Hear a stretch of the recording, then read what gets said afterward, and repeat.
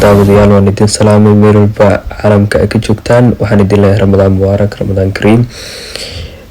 barnaamijkeena caawa wuxuu ku saabsan yahay actarka caanka ee Bollywoodka Irfan Khan oo aslaantiisa kasoo jeedo dalka Hindiya mise gaar ahaan Bombay. ninkaani maxaa iska ogtahay muxuusan yahay, intuu kasoo jeedaa, intuu ka imaad.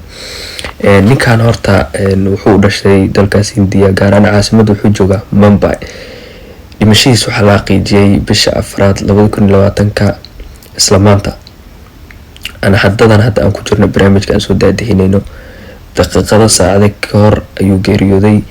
isla markaasna waxaa lagu xaqiijiyay geeridiisa inay tahay kansar ayuu geeriyooday. ninkan oo daadiisa tahay 53 sano jir, oo lagu qiyaaso inuu ka tagay caruur 3 jir mise 3 caruur wax noocaas camal ayuu lahaa uu ka tagay. ninkani wuxuu aflaantiisa ku jilay halka kambaniga caanka ah ee Fanbroch Production, halkaas uu kusoo biiray 1997 halkaas filmaantiisa uu ku jili jiray ilaa horaantii 2020 oo hadda uu geeriyooday. intaas dhan filmaanta ayuu jilayay.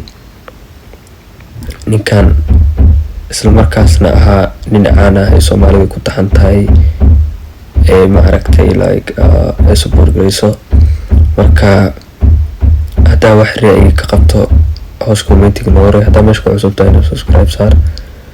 waxaan idin leenahay intaan isku soo laaban doono sidaas nabadgelyo.